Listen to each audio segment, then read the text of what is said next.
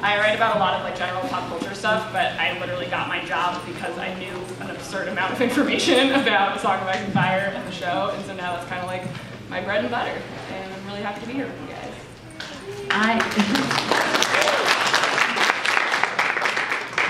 I am Lauren. I'm also known as Fat Pink Mast on Twitter. If you aren't following her now, you should. Yeah, feel free.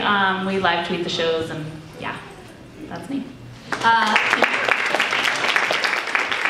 I am Roars from the channel Roars. I do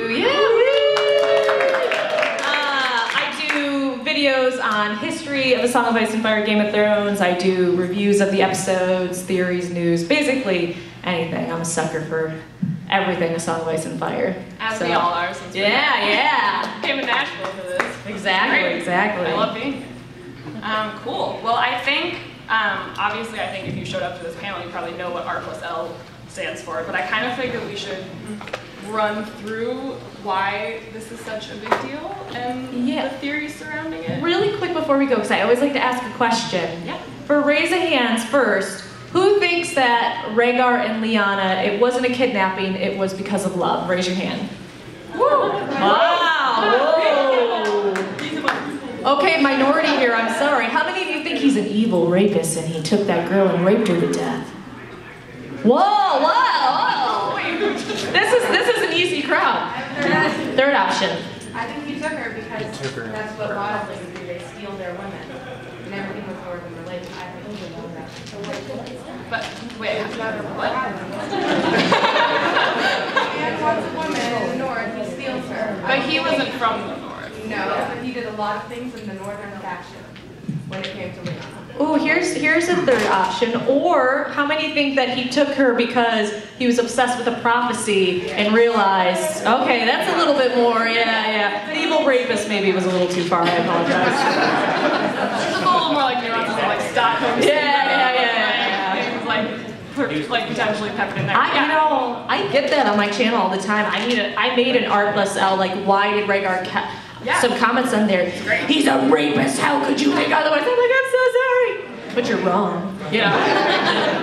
Well, I think the reason why people are so obsessed with this, and the reason why I kind of like pour over discussions and talk to people about it all the time, is because we have so little information about what happened. And therefore, like, people kind of fill in the blanks with what they are projecting onto this character based on all secondhand stories. Like, we only know things about Rhaegar from people that spend time, like Barristan talks very highly of him, and a lot of people do. I mean, you know, made a really good point on your video that's on your channel that I had never thought of before, which is that like, is it about Ned? No, about how like when like murderers or like people like kind of like snap, and then all that you hear about them is like, oh, that was so unexpected, that was so out of character. Yeah, that's a common thing in our world. Serial killers. But he was such a great guy. I loved him so much. He was so cool. So that could be Rhaegar, you know? Because even Ned, this is what even gets me, and I think we should start at the beginning of what it is. You're right, we derailed that a little bit. I'll talk about Ned at that. So do you want to give us a general overview of Rhaegar and what happened, starting at perhaps the tourney of Harrenhal, or maybe him being obsessed with the prophecy and how that led to... Yeah, and you guys can feel free to jump in. No, it's all you, baby. It's all you. So what we know, mainly from stories that were told in the book series, there's a really big one that's told. It's Mira and Jojen are speaking with Bran while they're traveling, and they are like, oh, you've never heard the story of the Night of the Laughing Tree? And he's like, no. And it's interesting because they consistently keep being like, your father never told you this story, which means that there's something very important going on. So they tell the story of a young Crannog man who is the Reed family, and it's very heavily implied that it's Howland. Howland Reed is the Crannog man who decided to travel south, spends a little bit of time on the Isle of Faces, and then winds up at Harrenhal, and there's a big tournament happening, and this is obviously the big tourney of Harrenhal, where I love Alt-Shift-X is another really great. Yeah. He has a really great like explainer of this, and he kind of basically describes it as like the ultimate high school party. Like, everyone was there, everyone got drunk, people hooked up. Like it was just like this like. How can you not love Alt-Shift-X? Yeah, seriously, you just. It's great. But yeah, so it's kind of like everybody was there. Like Ned, his older brother. And Benjen was there, Yeah, everyone was there. Robert, we had... like, in the story, Mira makes a point that, like, Tywin Lannister was not there. He says that, like, the lion was, like, upset and he wasn't there, but it's, like, young Jaime, all of these people who are kind of, like, in their prime that you've heard about now, all of these times. We're at this big tournament, and Howland Reed shows up, and there's sort of this, like, history of conflict between the Crannogmen and other people of Westeros. They're built a little bit smaller, and people just don't like them for whatever terrible They look different, so they're ostracized. I mean, that's pretty common. Yeah, exactly. And so Howland gets kind of like set upon by these 3 squires who beat him up basically, and a she-wolf appears and kind of like rescues him, and it's very heavily implied that this is Lyanna. And so she saves him, brings him back to her tent, and they hang out. And they convince him to like stick around, enjoy the tournament as much as he can, and they go to dinner that night, like a big feast at Harrenhal. And Howland had like made a point to remember the faces of the men who attacked him, and so he spots them sitting next to the different knights that they squire for, and with the help of like all basically the Stark kids, they kind of convince Howland. They're like, oh, like you should like enter the tourney and kind of like get back at them for attacking you. And he's like, oh, I don't know, like I don't think I want to do that. I have no experience jousting. Like, he's really like not totally certain about it. And also slipped into that story, you hear that like the Dragon Prince, who is Rhaegar Targaryen, sang a song because he's very known for like playing the harp and singing a song. He's a dreamy Targaryen.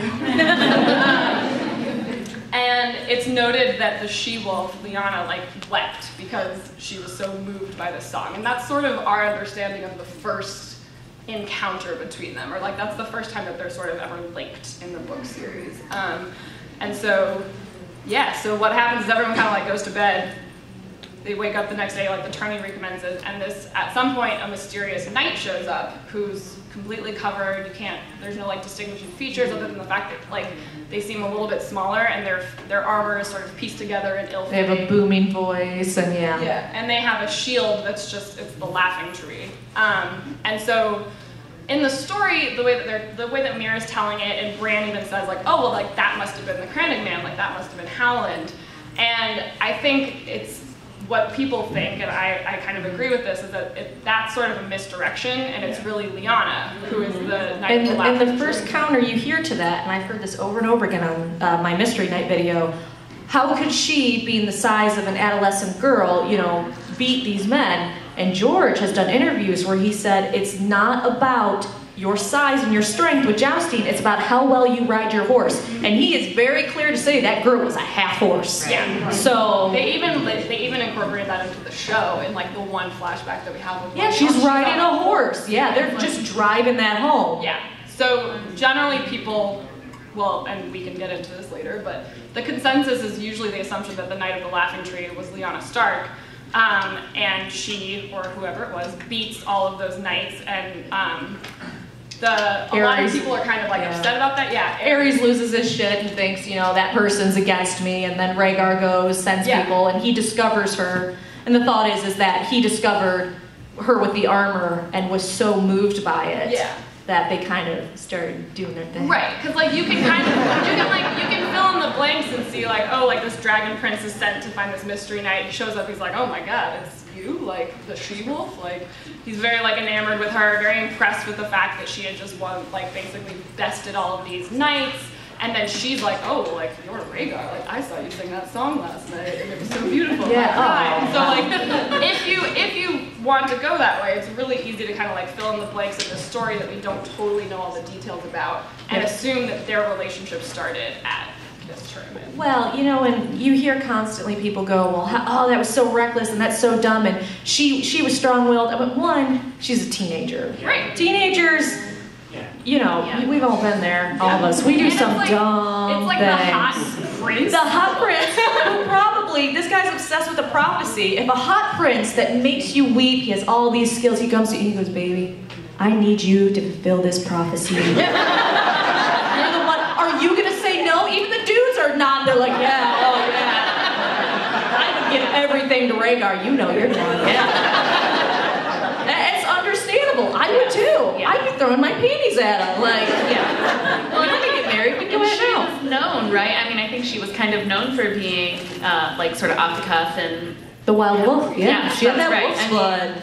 She's not Ned. Yeah. She's not gonna do her duty. I mean, she does what she wants. Yeah. Yep. Ned is described in the story of the attorney as like the quiet wolf. Yep, Like, exactly. very, like, Yep. oh, Ned, I know.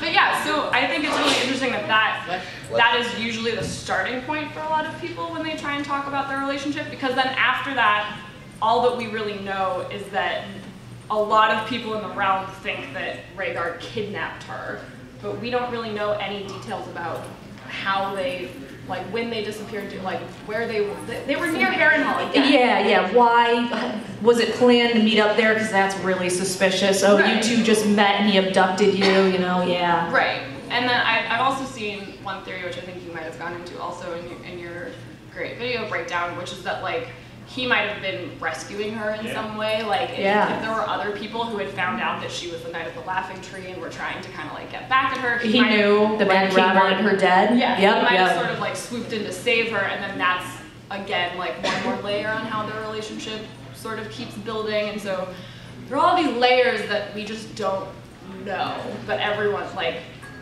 dying to know, because obviously their relationship is the starting point for so many important things. It's Robert's rebellion, it's Jon's birth, at least like in the show it's been. So I want to ask, and because you're so quiet down there, I want to ask you this question, because I get it asked a lot. Yeah. So if Lyanna was so upset at Robert for cheating, and she just, you can't love is sweet, Ned, but the nature of a man doesn't change, why then would she be okay with sleeping with a married man? What are your thoughts on that? Does that go against what she was complaining about to Ned? I mean, maybe it's not, maybe what's good for the goose isn't what's good for the gander. I mean, you know, maybe if she's spurned by Robert, that's different than when she's making that choice. But the other thing that I've always sort of thought about and wondered is, I know they talk about at the tourney when Rhaegar gives Lyanna the rose, that Elia is upset, but we don't necessarily know that that's true. And if Elia, and so that's one thing that I sort of question, Lyanna being the Laughing Knight, so does she like run back and take all her armor off and put on a dress and then run back up to receive this rose, like, or is this two separate occurrences? I think it was the next day. Okay. Yeah, it was at the end, the Queen of Beauty.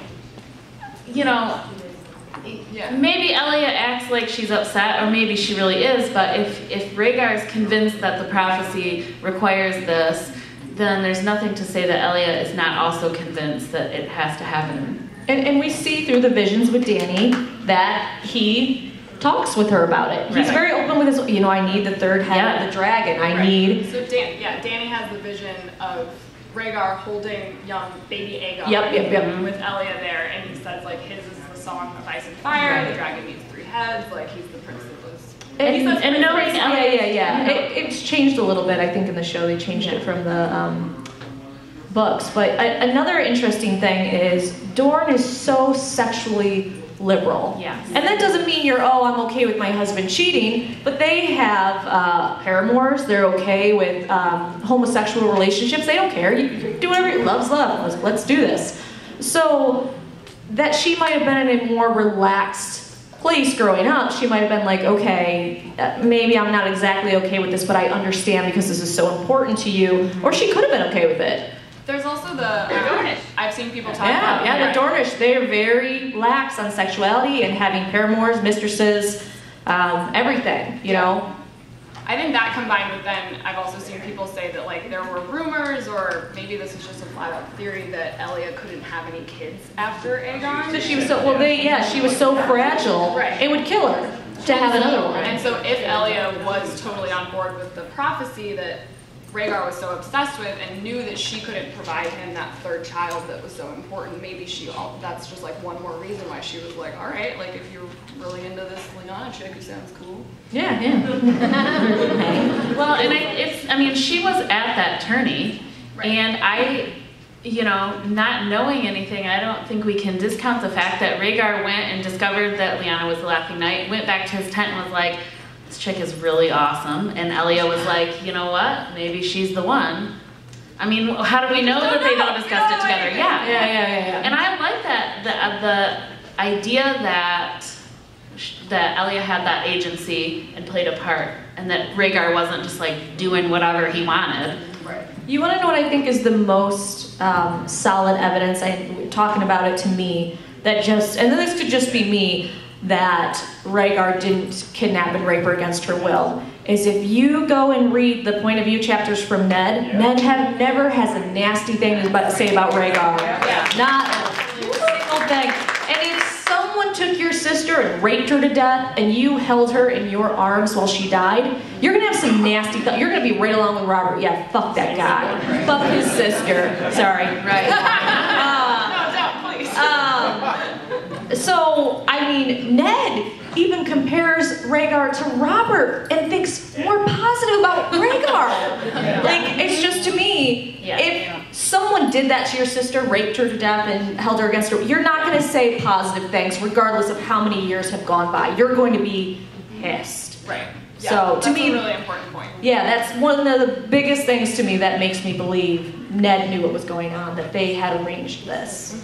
I mean, and I think Ned's probably the only one, because if I remember correctly, Benjen was, well, yes, definitely Howland, but Benjen seemed still pretty bitter about it. Yeah. And because I think there comes a time, I mean, I think there are theories out there that Benjen does know about Jon's parentage. Well, yeah, and I think this was in the books too. He had that line to Jon where he's like, "Don't rush into to swearing a Night's Watch oath, like you." And then Jon says, like, "I don't care that I can't have children," and Benjen says, "You would if you knew what it meant." And it, like, there's a way to read into that, which is like just like generally like, "Hey, dude, like you're young, you don't know what it means to be a father yet." And then like largely, if Benjen does know, he might be being like, "Well, if you're the promised prince of the realm, you might want to like hold on a little bit." Leave some options open, buddy. One of my favorite theories is that motivated Benjen to join the Night's Watch. Because if you're thinking they just lost some major Stark men, you got Ned left. What if something happens to Ned? This is a new ruler, monarchy taking over. A dynasty was just destroyed. Why join the Night's Watch? You need Stark males there, even for alliances and stuff like that. But he goes to the wall. So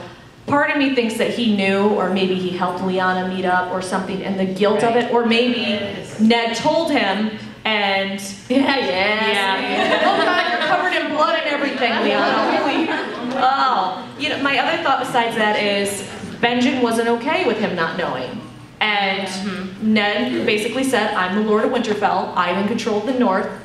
If you don't like it, then that's your problem." And Benjen was like, "Fine, I'm done," and he went to the wall. So there's a lot of theories that kind of mesh into why Benjen left, because it's very odd. It is odd that he went to the wall. That, you know, people go, "Well, that's the second Stark, like Starks traditionally go there," and it's like, well, it was still odd timing to go right away.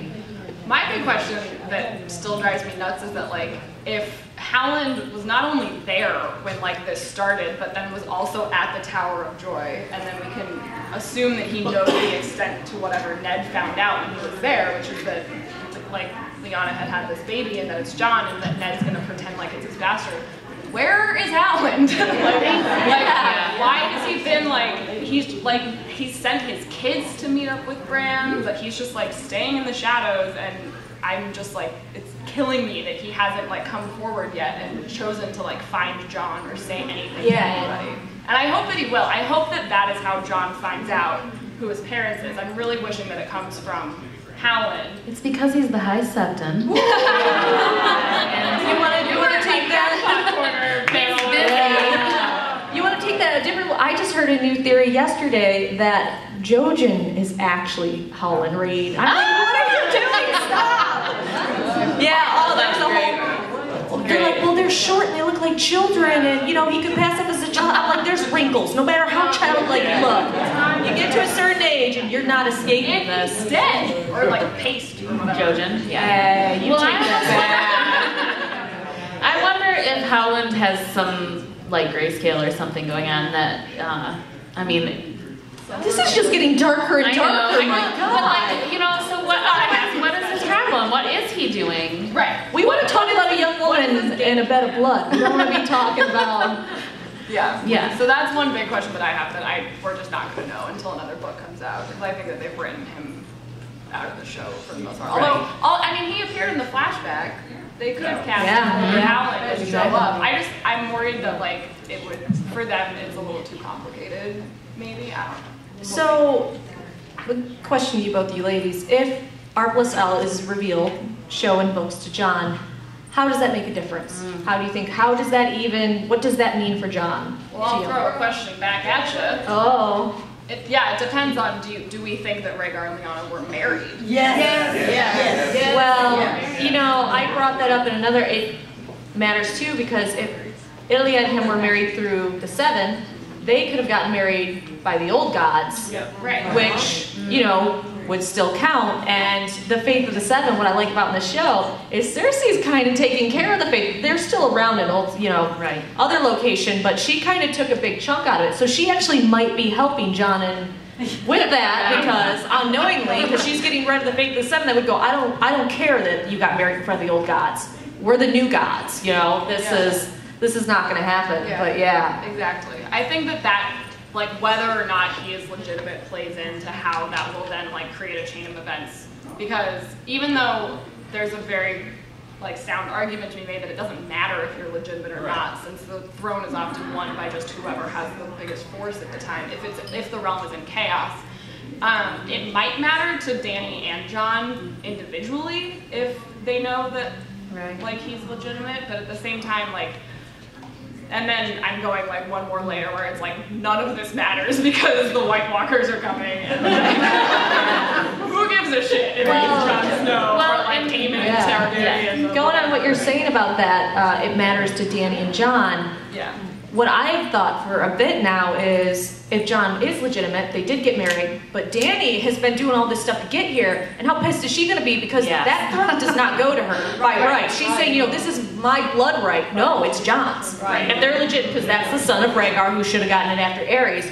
So Dany, and people hate this idea so much. She's going to marry him now. Well, that's what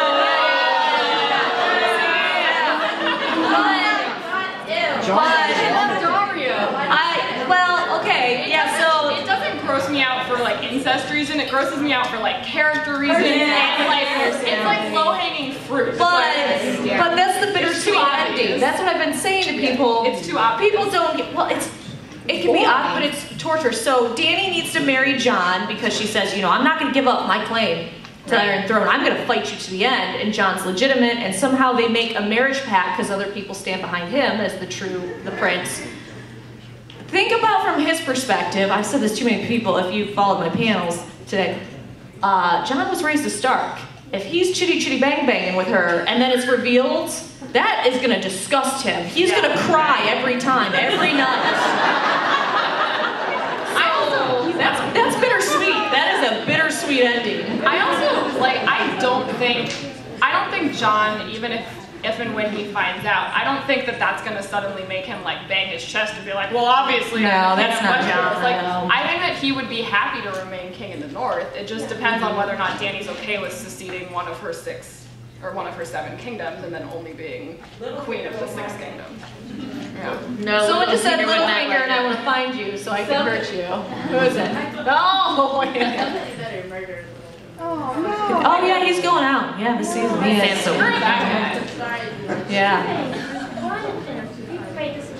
don't feel like Jon would want to rule Westeros. Like, I don't That's what I'm saying. I think he would gladly give to Daenerys if they could just join forces for the final threat that's coming. Two, I'm wondering, this is a whole different discussion. Hypothetically, they did get married. Dany's barren. She can't have children, so is Targaryen lineage ends. We don't know. Well, okay, so on your first thing, it might not matter.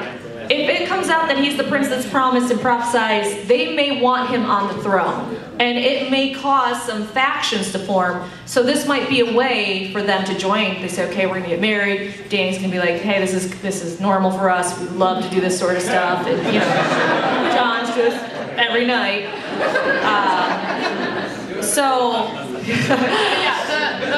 The Baron thing, we don't. She's coming from a foreign land. She's never been in Westeros. She has no Westerosi backers other than like. There's still Targaryen loyalists though. She has some Greyjoys with her now. Right. At the end of the day, when it comes down to okay, he's legitimate, he's Rhaegar's son, so his claim to the throne, and she's like, no, I fought for it. The Lords of Westeros are not going to give a crap what she fought for. She came here with Rocky and Sully and blah, blah, blah. And Dragon. And he had, and basically a nuclear warhead, and he has basically a blood claim, doesn't want it, but is technically probably the best person for it. She can say all she wants out of what she doesn't need her. And I'm gonna bring fire and blood, and I'm gonna kill every single person in this realm until you give me what is mine. But at the end of the day, but my argument is that why would that make them get married? If anything, John would be like, take it. I don't want it.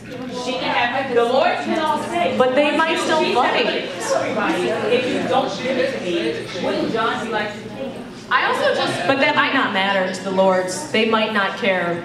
I generally think that like. But she doesn't want to kill people, so eventually they're going to have to come to diplomacy. I think that like the extent of the conflict over Jon versus Dany is, it'll happen, but it'll be quickly quelled by the larger threat. Like they're not going to have enough time to duke it out to the point where one of them is on the throne or they're getting married before the Night King comes. So like, if anything, it's probably going to like almost reach a boiling point between that maybe and with all the other lords, and then they're probably all going to have to realize that like, that doesn't matter right now. We'll figure it out once if we're alive. It would make the marriage arrangements even more important, though. Yeah. So if we're after the war and we're all scattered and we need to bring the realm back together, that's going to make marriage arrangements even more important. Yeah. So I think it'll be like a post-long night. Post. I'm curious. Weddings everywhere. So unless Howland Reed pops up or somebody else can verify that Rhaegar and Lyanna were married, the only other way that we have to see that is via Bran. Oh, the Crypts of Winterfell. Yeah. What about the Crypts? Have you heard the theory where the stonemasters, they can't read, so they may have already created the grave for him, and that may be his real name down, and he may be walking around the crypts and see his burial place. Someone brought that up. I was just at another panel, and Aziz, who was with me, made a really good rebuttal to that, which is like, if Ned literally didn't even tell Catelyn what was going on, did he really commission like a stonemason to put it in writing and then like in full view of like anyone who takes a stroll through the crypts of Winterfell? So like, I don't really know if that's... They go beyond all of Winterfell. The crypts are larger than Winterfell itself, so much she was just going down there for hours. But then the people that made it would know. You'd have to pull a Maegor and just murder them all. Said anything? I'm just not sure if the entire realm can ever know that he's legit or not, unless like Howland Reed steps up. Right. But even if Howland Reed steps up, it's still like, I'm saying this thing and everyone else is dead. And they're like, you're Howland Reed, we don't believe you. Right. And that's really why I think this boils down to like, it's not as important if he was legitimized or like blah blah blah, because it's going to come down to whether or not people look at Jon Snow and say, yes, that is someone that I want to follow. I would believe that he's like the descendant of these two great houses, and even if he's not technically, I'm going to say it because it's really powerful. And like, that's how like things work.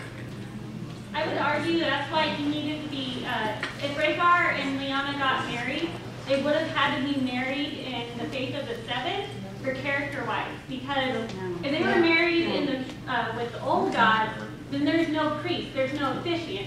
But they're married in the faith of the Seven, then there's an officiant. There's somebody there that can come forward and say, they were actually married. That's not true. That's not true. That's not true. Yeah, Bran used the werewood to see it. If it happened in front of a werewood tree. Not only that, though, there has to be a witness to give away the bride. If he can show a vision, you're gonna believe him.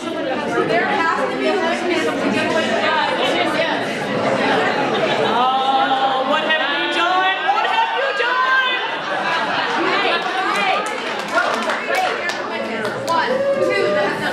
I did the research, is the Black Gate. 3, in the Seven, you can get annulment in your marriage as long as you request it through a septon. It doesn't have to be the High Septon, and it doesn't have to be presided over. One person of the married party only has to ask. The other person doesn't have to be there, and it can be annulled. Yeah. You gotta remember, that's shitty.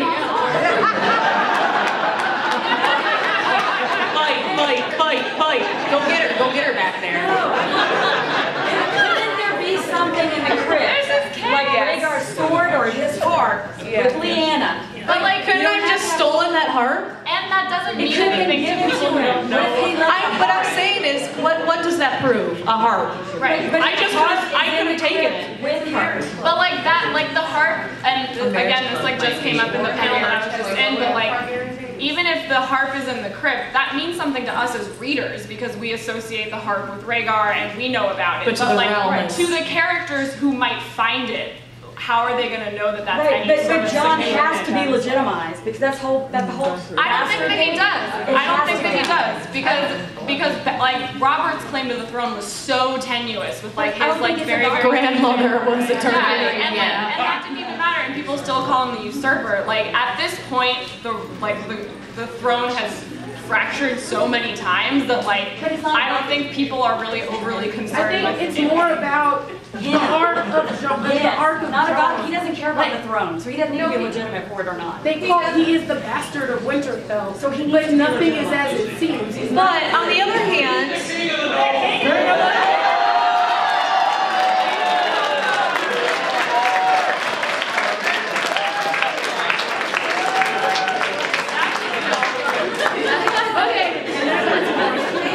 And if you think about it, when Aegon conquered, he didn't conquer to take Westeros because he was greedy for power. He took Westeros to stop the infighting between the petty kings and unite a realm that was torn. And that is what Jon is going to do. Whether he takes the Iron We don't know what his name is. Oh,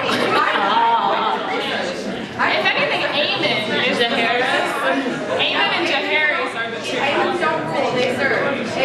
yeah, Which is why it would be special for him to be there. and Rhaegar was very close to Aemon too. They both believed in the prophecy and. Yeah, he was, and when I did the research, I assumed that would be Jon's name, Aegon the Dragon Knight, and I mean Aemon the Dragon Knight, Aemon Targaryen, they were both very close, and it made more sense that Jon would be Aemon, except for the fact that Aegon was conceived under a bleeding star, and there were no bleeding stars in the year of 2186. I mean, I think a reason why everyone's getting all shouty right now is because we don't know a lot of these facts. A lot of people believe really solidly in certain things that happen, but the whole point of this discussion is the fact that like we're having to fill in so many holes, and we're gonna need the end of the show for at least how they decide to deal with it that way. So, and we're gonna need more books before what I see completely know. is doing a YouTube channel where I talk about this. It's so fascinating to me because people talk in absolutes.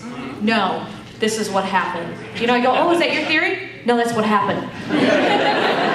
Okay, George, when did you write that? So it makes it difficult because we all, whether we want to acknowledge it or not, have our own beliefs, our own theories, and I'm right and you're wrong and you're stupid because you don't believe me and I don't like you and you have a stupid face. You know, it's what we do. It's just part of a series we love. We get passionate. It's good that we get passionate and we fight about it and we go, no, Lyanna covered in blood over there. You're wrong. I don't know what you're wrong about. You're wrong about something. Yeah. Oh, that is right. We're on the we're late. my thing is, we were talking about. I'm sorry. To myself, but I wasn't exactly sure if you guys could like tell me if it was wrong. Oh God. You like punishment? We probably can't, but let's see. If it really is Rhaegar's blood, does that give him any kind of connection between him and the dragons, like Dany has with the dragons? Yes. Oh, I want to see. What I want to see this season is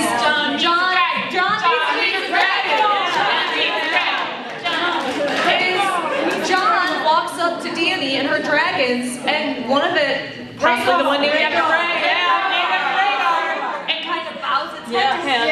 And Dany's like looking over, like, what? Oh yeah. No. I absolutely think you're right that he has that Targaryen blood, so he may be able to control the dragon or have an attachment. Because Dany's not, Drogon is her dragon. And he's an alpha, so he can control the other ones because he's bigger. And it took her a long time. A long time. And she eventually, after she had to burn a bunch of people alive, was smiling about it, and that was terrifying. What were you going to say something? I didn't actually, I don't remember their names, but do you remember the story about the three dragons and there was it wasn't the Massey who wrote it, the two sisters? Yeah. Aegon and his sister wives. Dany has a dragon and Jon has a dragon. But is there a possibility of somebody else? Don't say Tyrion. Don't say Tyrion.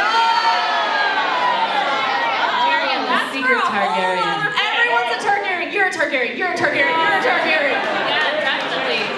So what I think is interesting about that, I think there's another question. If Jon has Rhaegar's blood, is he fireproof? What if Dany comes and she's like, I don't want to deal with you. I don't want to try and consolidate our claims. Targaryens are a little resistant to it, fire, but they're not. They have like +10 to their fire resistance stat, but you can still burn the shit out of them. There's also a big difference between book and show. Okay, yeah, that's actually true. In the books, well, regarding the books, George R. R. Martin has explicitly said Targaryens are not fireproof. It was blood magic. It was a special circumstance. Okay. And the show opted to kind of like for fireproof hair. Bring that back, yeah. Bring that back and make that like canon in the show. But I still, even in the show, I don't think that they're trying to make the point that all Targaryens are fireproof. I think it's still a special attribute. She's a dragon. She's a dragon, you know. So I don't really see that playing into it as much. But I'm sorry, I think I cut you off when you were trying to say something. Okay, we were talking about how they're going to establish the kingdom and who's, what they're going to do. Are they going to get married or they aren't going to get married?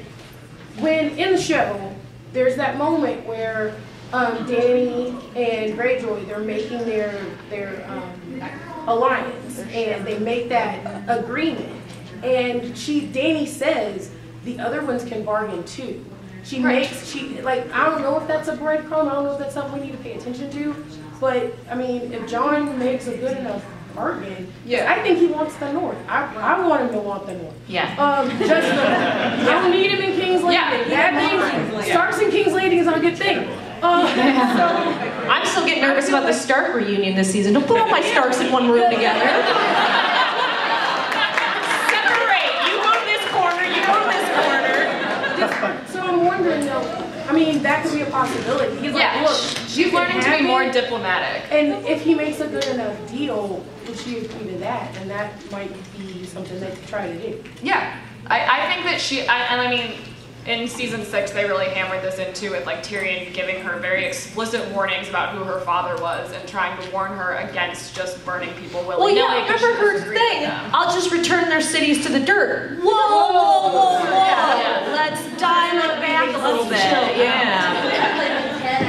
Yeah, you're at a 10. You bring it down. On a scale of 1 to mad, like... Oh, she is. I don't think she's mad. I just think that she's really, really self-entitled. And if she plans to rule the 7 kingdoms, then she needs to understand what it is that her people need. And right now, she just wants to come in and conquer because she feels like it's her right. And imagine what it's going to be like for her to see Jon, who has this power and is king of the North, and he's so humble. And he's so diplomatic. That's going to be, I think, an eye-opener for her. And, oh, yeah, like... And he knows what the real war is. She's going to think it's hot, though, too. Yeah, no. Yeah, I get what you're saying, exactly, yeah.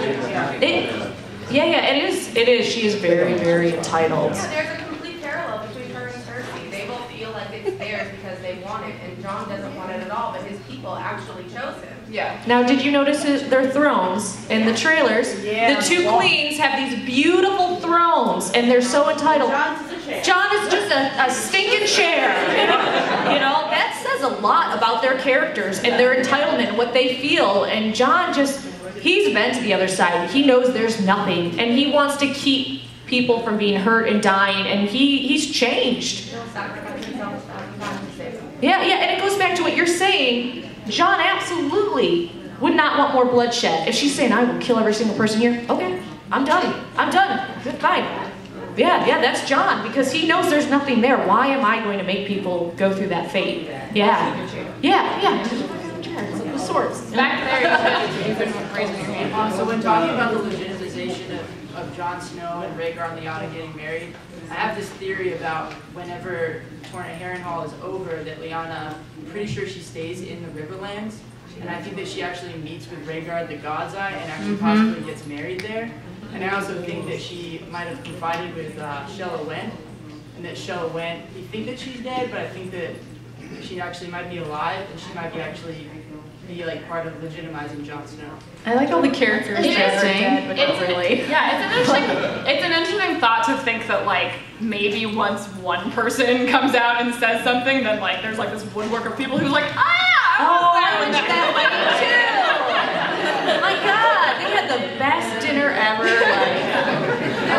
fact that maesters give birth, I mean, deliver the children. There has to be a maester somewhere. Well, specifically in the flashback in season 6, there was another woman in the room who was helping her. So like, yeah, so like, I don't know if they named her in the show. Wyla was his, Wyla was like a legend. I'd love for her to show up and just, hey, yeah, she absolutely. So you're right. We have people all over that can add some weight and say, yeah, okay, yeah, this did happen, but we were sworn to secrecy. Ned said, you know, if you loved Lyanna, if you loved Rhaegar, if you love this baby, you have to shut up. So that makes me wonder, there are people who know things. What do we think Littlefinger knows, or is he just guessing?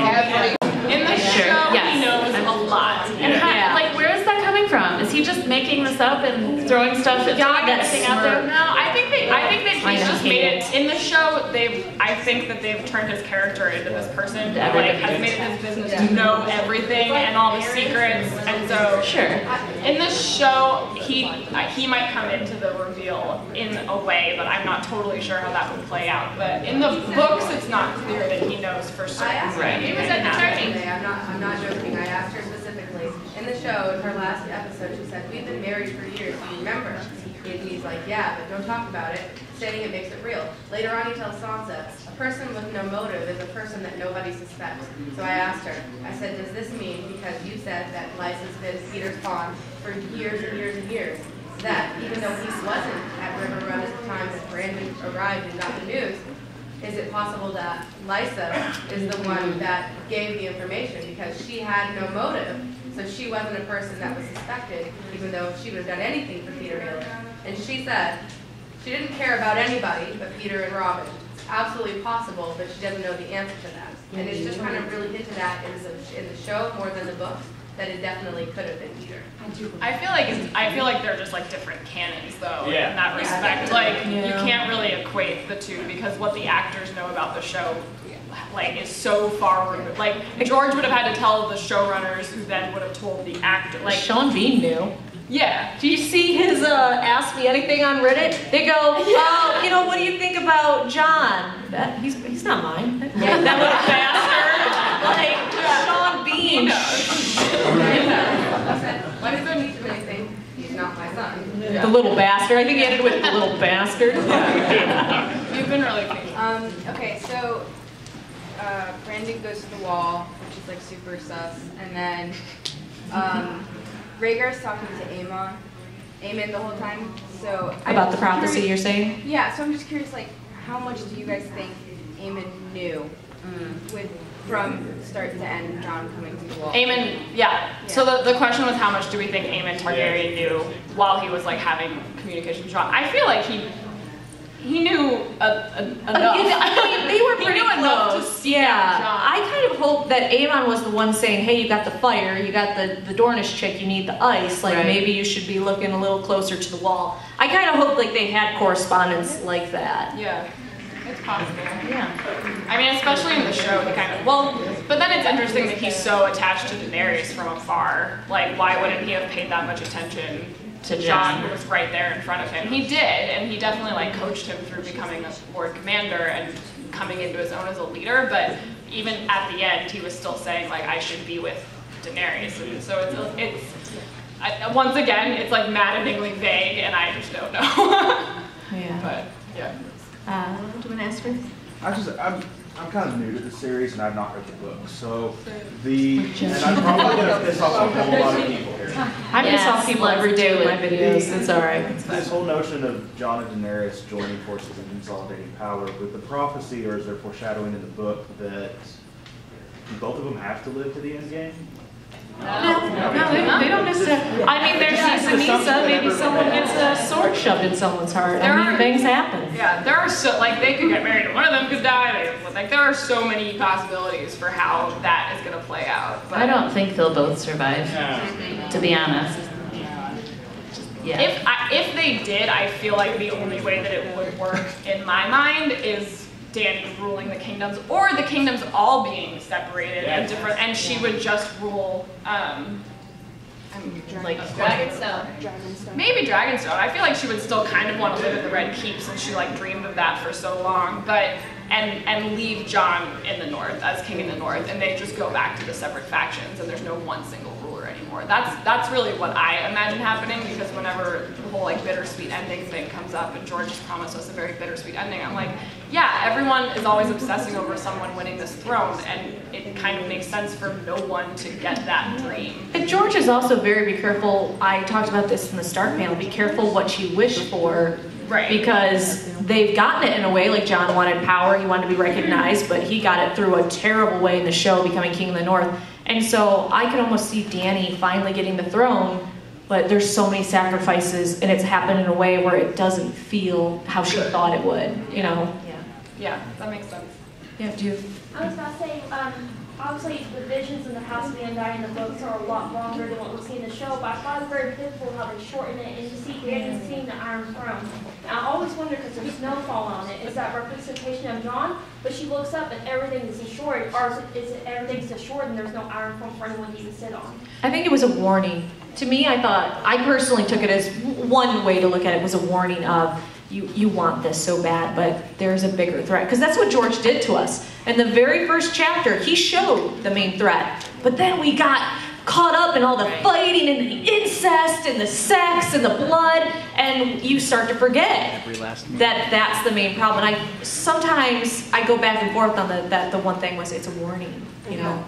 What I don't know if everyone just heard that, but what she's referring to is the vision in the show that, and this. A similar thing happens in the books, but Dany has a vision in the House of the Undying, and she walks through the throne room, and the ceiling is like completely decimated and it's snowing. And the reason why I've always connected that to Jon and like Jon Snow is that like literally after that she walks through a door and she's passing through the wall, and so like I felt like you were supposed to get a really clear Whoa, are you telling me that blue rose and the wall meant something? Great George, it's crazy. You're just throwing hits everywhere. So many. Yeah, it's a lot. So that's kind of what I think. Right? You've been. Yeah. Well, a few points. Oh, you have notes. Oh, God. Yeah. You were all talking about Howland Reed, and if I remember right, he got stabbed in that fight. And if he's got this super secret, I'd kind of keep him away from everybody. Yeah, everyone gets stabbed in the just show. Be quiet for like 20 years. Yeah. I mean, that like I would believe that Ned like entrusted him with this secret, and then he stayed away for a while. The reason why it bothers me is because Howland knows by now that Ned has died, and like all of these things are happening, and so I would think that at this point he's like, all right, maybe it's time for me to like integrate myself back into this family that I stayed away from for a while for like secret reasons that maybe don't have to be secret anymore. Since he told his kids. Right. I mean, if it was such a big secret, what was he doing telling his kids like as a bedtime story? Well, and the Rhaegar Raven, who's training Bran, made a point to say that's Howland Reed, your father's bannerman and friend. So I think he's coming back. I hope so. I think you're right that they included him in that scene for a reason. Right. Now, I think one of those characters that lasts really Oh yeah, he's toast. He's toast. He's probably dying of like the equivalent of like Westeros cancer or something. We're gonna like see him on his deathbed. Okay, one other point. So far, like Bran, the book starts with Bran, and when we first get introduced with Bran and the visions, the crow takes him down to the crypts. And every time we see Lyanna's statue in the crypts, doesn't anybody kind of think it's really odd that she's got this really weird pose? And every time that somebody's there, they're putting a feather in her head. I think those are super important things. Yeah, the crypts are definitely, like, there's a reason why Bran was having dreams of those before anything else. And in the books, Jon has dreams of them as well. Man, I feel so bad for him. Okay, I'm struggling. We have time for one more question. Yeah, and then we gotta. So your question has to be the best question in the world. We're judging you if it's not. Yeah, I'm looking at you. You do it. So I have a really short one. It's the first one, but it's a sidebar of someone else's. So about the vision about her walking through the Red Keep and snow is falling. Is that snow or is it ash? So this is a good question that you asked me. I interviewed Helen Sloan, who's like the principal photographer on set, and she described it to me as fake snow because she said that she was there and they were like blowing this stuff around while she was taking pictures, and she was like, and there was fake snow falling everywhere.